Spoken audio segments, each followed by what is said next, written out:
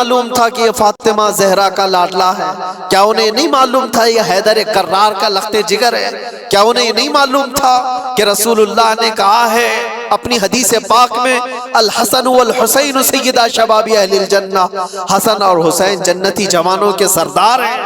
یہ سب باتیں ان کو نہیں معلوم تھی؟ سب معلوم تھی، لیکن تف ہے، لعنت ہے دنیاوی ہوس اور حرص کا کہ جب یہ کسی کے دل پر سوار ہو جاتی ہے تو پھر تمام احساسات اس کے ختم ہو جاتے ہیں۔ ایک ہی چیز نظر آ رہی ہوتی ہے، دنیا دنیا دنیا۔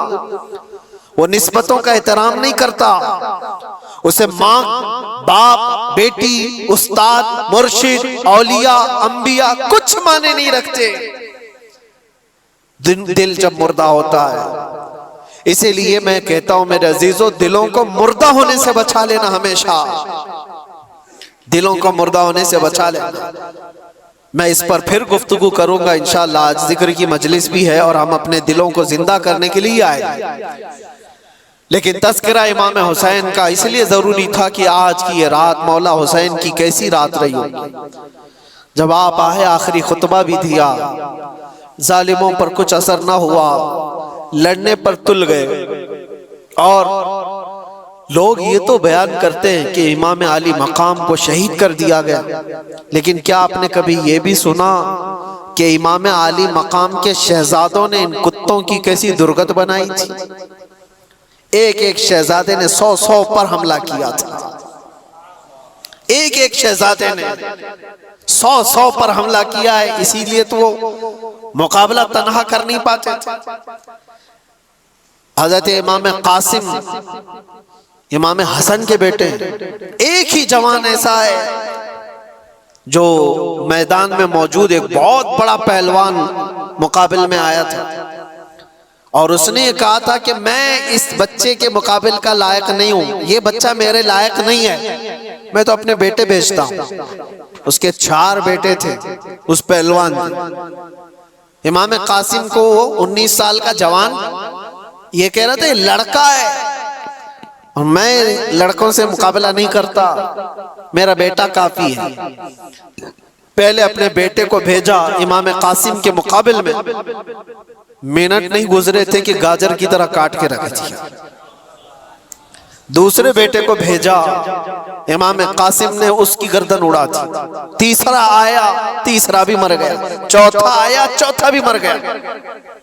ایک حیدر کرار کا شہزادہ ہے، پہلوان کے 4 پہلوان بیٹوں کو منٹوں میں اڑا دیا۔ ارے ان کو پانی دیے ہوتے تو 22,000 کو ایک امام قاسم ہی ختم کر دیتا، لیکن وہ امتحان کی گھڑی تھی، امتحان کی گھڑی تھی۔ اور اس کے بعد وہ پہلوان پھر مقابل میں آیا کہ 4 میرے بچوں کو یہ گاجر مولی کی طرح کاٹ کے رکھ چکا ہے، اور آیا اور کہنے لگا تو جانتا ہے میرا مقام کیا ہے، میں کتنے لوگوں سے تنہا لڑ سکتا ہوں۔ بڑی بلند بانگ دعوے کرتے ہوئے وہ آیا۔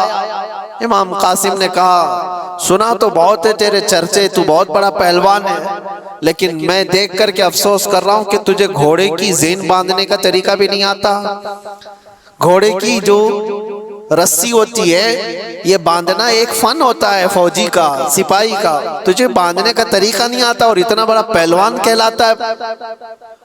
اس کے لیے شرمندگی کی بات تھی، آر کی بات تھی، بہت عیب کی بات تھی۔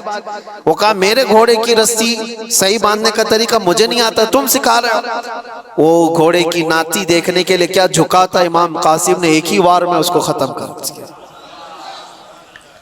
یہ منظر حیدر کرار کے بیٹوں کا تھا۔ میں آپ کو اس لیے بتا رہا ہوں کہ صرف اور صرف شہدائے کرام کی شہادت ہی نہیں، یہ بھی بتاؤ کہ مارا بھی کیسے۔ امام حسین کا جذبہ صرف یہ نہیں کہ کچھ آ جائے تو مر جاؤ، کٹ جاؤ، نہیں، امام علی مقام نے کہا ہے کہ مر جانا اور کٹ جانا یہ مقدر میں ہوگا، اللہ تعالیٰ نے لکھا ہوگا تو ہوگا، لیکن اس وقت کے آنے سے پہلے تک اپنے ضمیر کا سودا کر کے کسی سے ہاتھ ملانا یہ حسینی ایمان نہیں ہے۔ جب تک دم میں دم ہے مقابلہ کرو، ہاتھ تمہارا ہوگا، مار اللہ کی ہوگی، مقابلہ کرو۔